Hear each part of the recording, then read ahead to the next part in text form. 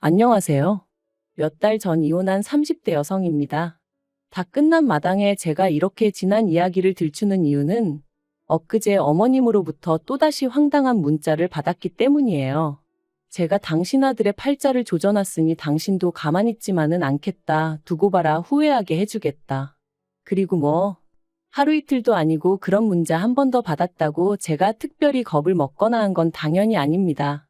그저 어머님은 아직도 정신을 못 차리시고 이러시는구나, 답답하다 생각할 뿐이죠. 그렇지만 이유가 어찌되었건 간에 이런 문자를 받고 나니 저도 기분은 좋지 않고, 그래서 오늘만큼은 익명의 힘을 빌려 욕이나 해보려고요. 그러니 두서가 없겠지만 들어주시면 감사하겠습니다. 남편하고는 대학생 때 처음 알게 되었지만 그때부터 바로 연애를 시작한 건 아니었어요. 그때는 저는 저대로, 남편은 남편대로 서울에 올라와 나름대로 동변상련의 마음을 느꼈다고 해야 할지.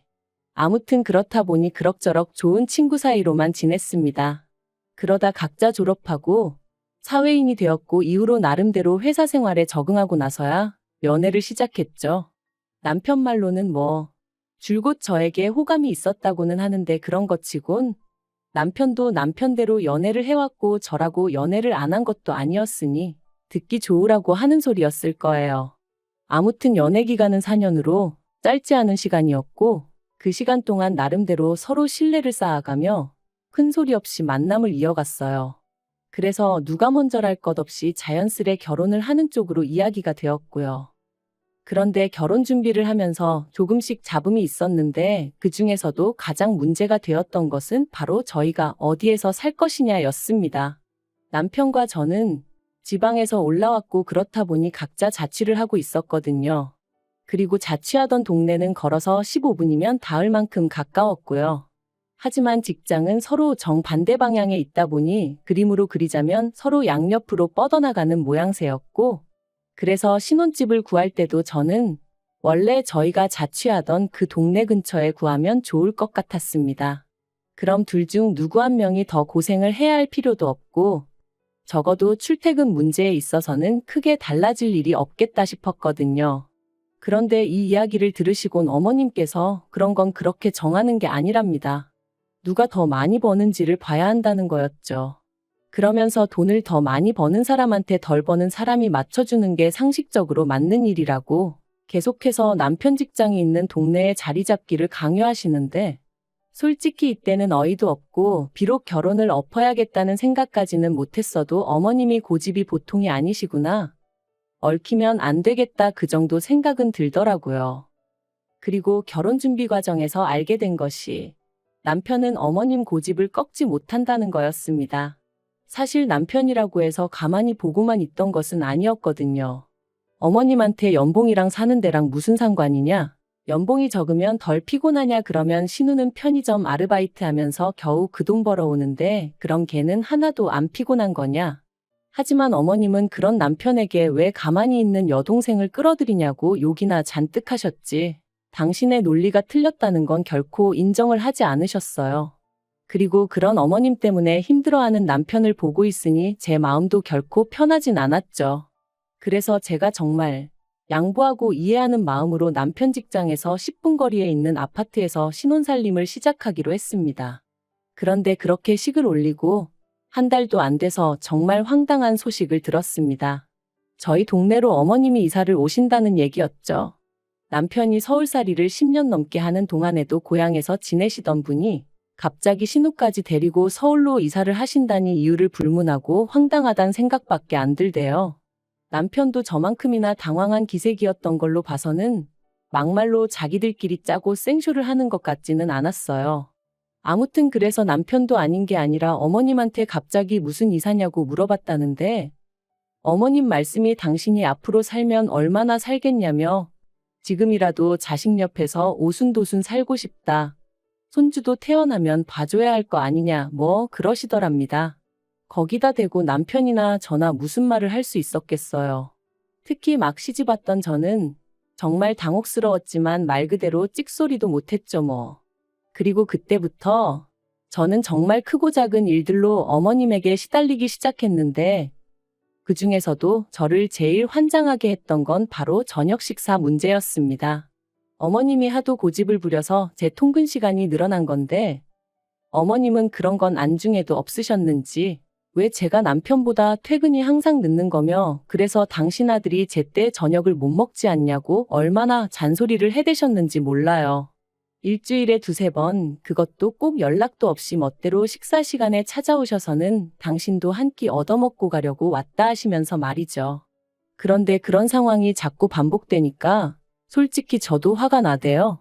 막말로 제가 전업주부도 아니고 둘이 맞벌이 하는 거 뻔히 하시면서 왜 자꾸 저만 들들 볶으시나 싶은 게. 그래서 남편더러 앞으로 저녁 시간 되면 당신이 어머님 댁에 가서 얻어먹고 오라고 했어요.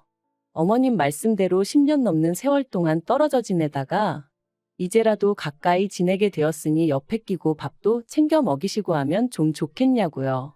그랬더니 남편이 저더러 너도 참 그렇다 하는데 이때 처음 남편이 완벽하게 제 편은 아닌가 하는 생각이 들더라니까요. 그리고 더 웃긴 건 그렇게 남편이 몇 번 가니까 어머님이 저한테 더 심하게 화를 몇 번 내시더니 급기야는 이렇게 가정에 소홀할 거면 회사를 관두랍니다. 결혼했으면 아내의 역할이 우선시 되어야 한다면서 말해요. 그래서 이때 남편하고 정말 대판 싸웠어요. 막말로 남편이 한 달에 무슨 1,000만 원, 2,000만 원씩 벌어오는 것도 아닌데 무슨 저녁밥 차려주라고 회사를 관두라는 건지. 그래서 제가 남편한테 어머님 정말 이상하시다. 당신 여지껏 혼자 사는 동안 저녁식 사가지고 이러신 적 없다면서 왜 결혼하고 나니까 이러시냐. 신경 쓰이고 서운하다 그랬습니다. 그랬더니 남편은 남편대로 아무리 그래도 그렇지 자기한테 어머님 뒷담화를 하냐면서 제 편은 안 들고 어머님만 감싸고 들었거든요. 그러니 안 싸울 수가 있었겠냔 말이죠. 그래도 이 싸움 덕분에 이후로 남편 저녁 식사 문제는 제 손을 떠났습니다. 저는 어차피 저녁은 샐러드 정도로 가볍게 먹는 사람이라서 남편하고 저녁을 같이 안 먹어도 크게 문제될 게 없었거든요. 그리고 이때만 하더라도 어머님이랑 남편이 좀 얄미운 게 전부였지 이혼까지 생각한 건 아니었어요. 이후로 1년 반 정도 별탈 없이 살았습니다. 남편도 저도 서로에게 작은 불만들이 있긴 했지만 부부 생활에 위협이 될 만큼 큰 건 아니었어요. 어느 다른 부부들과 별반 다르지 않았달까요. 그리고 그런 와중에 제가 이직을 하게 되었습니다. 다니던 회사보다 월급도 훨씬 많이 주고 직급도 높여준다는 곳으로 말이죠. 딱 한 가지 문제였던 건 지방에서 근무를 해야 한다는 거였는데 솔직히 지방이래봤자 당장 저희 사이에 아이가 있던 것도 아니었으니 까짓 거 필요하면 이사해야지라고 단순하게 생각한 게 사실이에요. 그런데 이 얘기를 들으신 어머님께서 어떻게 남편 직장이 서울인데 아내 직장이 지방이라고 그쪽으로 이사를 하냐 하시대요. 그래서 어머님이 저희 결혼할 때 연봉 높은 사람한테 맞춰주는 게 상식이라고 하시지 않으셨냐? 이제 제가 남편보다 연봉이 무려 2,500이나 높아졌다 그러면 당연히 저한테 맞춰줘야 하는 거 아니냐 했어요. 그런데 어머님이 그건 경우가 다르답니다. 어쨌든 저는 아내니까 아내가 남편에게 맞춰주는 게 맞는 거라나요? 황당했지만 솔직히 어머님이 이런 식으로 나오실 거라고 예상을 못한 건 아니었어요. 그래서 그냥 어이가 없어서 웃었습니다. 그리고는 그럼 뭐 어쩔 수 없지 않냐고 주말부부 해야겠다고 했더니 저더러 제정신이냐셨죠. 하지만 결국 상황은 제 말대로 흘러갔어요. 남편 또한 저를 따라 지방에 내려가는 건 내키지 않는다고 했고 그렇다고 제가 이직을 안 할 생각도 없었으니까요. 그리고 제가 먼저 말을 꺼내기도 전에 남편이 먼저 그럼 주말부부로 지내는 건 어떻냐고 묻길래 못 이기는 척 그러자 했죠. 솔직히 아예 걱정이 안 되었던 건 아니에요. 하지만 막상 주말부부로 지내보니까 생각만큼 나쁘지는 않더라고요. 일주일에 하루 이틀밖에 못 보니까 다투는 시간도 아깝게 느껴졌고 그래서 서로 더 배려하고 상냥하게 대해주게 되었으니 오히려 연애 때로 돌아간 기분까지 들더라니까요. 하지만 제3자나 마찬가지인 어머님께서 말 그대로 난리를 치셨습니다. 처음에는 생활비를 이유로 잔소리를 하셨어요. 멀쩡한 집을 놔두고 왜 새 살림을 차리냐면서 이러면 생활비도 2배로 들고 그래서 돈은 언제 모으느냐고요. 하지만 막말로 당신이 하는 말이씨가 안 먹힌다 싶으셨는지 결국 진짜 속내를 드러내셨습니다. 남자 혼자 일하고 살림하고 어떻게 그러고 사냐면서 저더러 요새는 KTX 니머니에서 다니는 열차도 많고 환승도 잘 되어 있다는데 조금만 부지런 떨고 왔다 갔다 하면 되는 걸 지난 편을 호랩이 만들었다고 타박을 하셨거든요. 하지만 어머님 말씀대로면 KTX로만 왕복 4시간이고 그걸 타러 왔다 갔다 하는 시간까지 더하면 하루에 거진 6시간을 통근에 써야 하는데 그게 정말 부지런 떤다고 될 일인가요? 그래서 제가 웃으면서 그러면 남편이 저랑 내려가서 지내면서 그렇게 출퇴근하면 되겠네요 했어요. 그랬더니 어머님도 할 말이 없으셨는지 또 얼마 지나지 않아서는 기껏 하신다는 말씀이 저러다 남편이 바람이라도 나면 어쩔 거냐입니다. 그리고 그때 가서 당신 아들 욕하면 당신이 가만히 있지 않을 거래요. 왜냐면 잘난 남편을 그렇게 방치해뒀으니 그런 일이 생기는 게 당연한 거라나요? 그래서 제가 어이가 없어서 가정교육 똑바로 받고 정신머리 똑바로 박힌 남자면 그런 일은 없을 거다 했어요. 그랬더니 너 지금 가정교육이라고 했냐면서 어머님이 또 화를 내시는데 이건 뭐 도둑이 재발절인 것도 아니고 아무튼 엉망도 그런 엉망이 없었습니다. 하지만 이때까지도 역시 이혼 생각은 안 했어요. 어머님이 말도 안 되는 말씀을 하시면 저도 지지 않고 한마디씩 받아치고 그런 과정이 스트레스의 연속이긴 했지만 서로 다른 사람들이 만나서 가족이 되었으니 이 또한 맞춰가는 과정이다 생각하고 어떻게든 그러려니 하고 넘기려고 했었죠. 하지만 역시나 사람 일이라는 게 저 혼자 노력한다고 해결되는 게 아니더군요. 결국 어머님은 말 그대로 선을 넘으셨고 남편은 그래도 팔은 안으로 굽는다더니 그런 어머님 편을 드느라 제 입장 따윈 안중에도 없었어요. 그래서 제가 이혼을 결심하게 된 거고요. 사건의 발단은 이랬습니다. 어느덧 남편도 저도 주말부부 생활에 익숙해져 가던 올해 초 남편이 교통사고를 당했다며 연락을 해왔어요. 다행히 어디 크게 다친 건 아니었지만 그래도 병원에서 한 일주일 정도는 입원을 하는 편이 좋겠다고 안내를 받았다면서 말이죠. 그래서 저는 그래도 어디 안 부러진 게 어디냐고 다행이다고 했고 남편도 자기도 10년 감수했다며 이참에 휴가 받았다 생각하고 쉴 생각이라 했습니다. 그런데 어머님께선 이런 와중에 아내인 제가 올라와 있지 않는다며 크게 화를 내셨어요. 그래서 제가 어머님께 제 사정을 설명했습니다.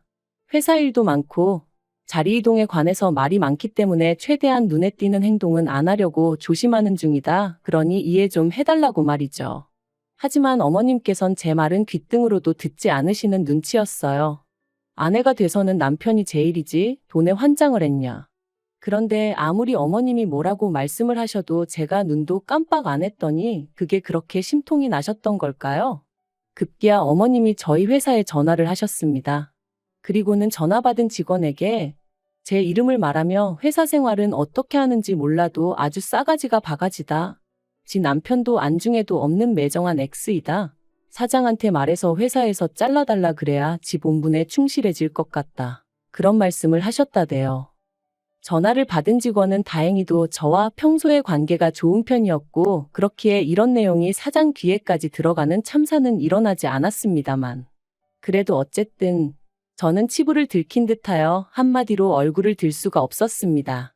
아무리 그래도 그렇지 며느리 얼굴에 이런 식으로 똥칠을 하실 수 있나 싶은 게 그래서 남편에게 바로 다시 전화를 걸었어요. 그리곤 어머님이 하신 만행을 낱낱이 얘기했거든요.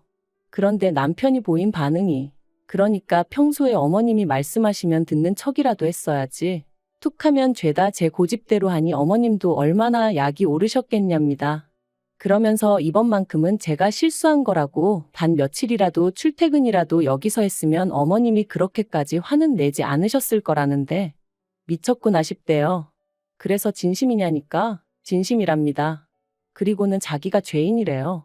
자기 할 도리도 다 못하는 며느리를 보게 해서는 괜히 나이 드신 어머님 마음고생, 몸고생하게 만들었다면서 말이죠. 그리고 이때 저는 정말 망치로 머리를 세게 한 대 얻어맞은 기분이었습니다. 남편이 그동안 어머님을 그런 식으로 보고 있었다는 것도 저를 모자란 며느리감이라고 생각하고 있었다는 것도 전부 다 너무 충격적이었거든요. 그리고 이 대화를 계기로 결국 저는 이혼 이야기를 꺼냈습니다. 나는 그래도 열심히 한다고 했는데 당신이나 어머님은 매번 불만불평뿐이고 이제 지겨워서 더는 못 들어주겠으니 당신이랑 어머님이 서로서로 손과 발이 되어 살면 되지 않겠냐. 불청객은 빠져주겠다 했죠. 그리고 남편은 이런 제 이야기를 듣고는 처음엔 말도 안 되네 어쩌네 해대더니 얼마 안가 그러자 하더군요. 어차피 주말 부부로 지내는 한 사이가 회복되긴 어려울 것 같다면서 말이에요. 그리고 저는 이게 남편이 꼭 저를 겁주는 것처럼 들렸어요. 이혼하기 싫으면 회사 때려쳐. 우리 엄마 말 좀 잘 들어 뭐 이런 식으로요. 그래서 더더욱 남편이 싫어졌고 이혼의 확신을 갖게 되었죠. 결혼 기간도 짧고 아이도 없어서 이혼을 결심하고 나니 나머지 일은 정말 빠르게 진행되었습니다. 집 정리하고 남편은 어머님하고 신우가 사는 집으로 들어갔고 저는 뭐 크게 달라진 건 없었네요. 아, 그런데 웃긴 건 이혼 이후로 걸핏하면 어머님한테 연락이 와요. 하루는 잘 생각해보라 구관이 명관이다 뭐 그런 말씀을 하시기도 하고 또 하루는 너 하나 때문에 내 아들 인생도 내 인생도 다 꼬였다. 전부 다 물어내라 그런 말씀도 하시고 솔직히 보고 있으면 웃겨요. 도대체 며느리란 존재를 뭐로 생각하셨던 걸까 싶어서 말이죠. 옆에 끼고 아무 때나 부려먹을 수 있는 하녀? 아니면 뭐 어머님 대신 어머님 아들 어르고 걷어먹일 유모? 뭐 그 정도로 생각하신 건 아니었는지. 아무튼 언제가 됐든 신우가 시집 가면 신우는 꼭 어머님 뜻대로 살길 바라려고요. 저는 이대로가 좋아서 제 방식대로 잘 살 테니 걱정 안 하셔도 됩니다.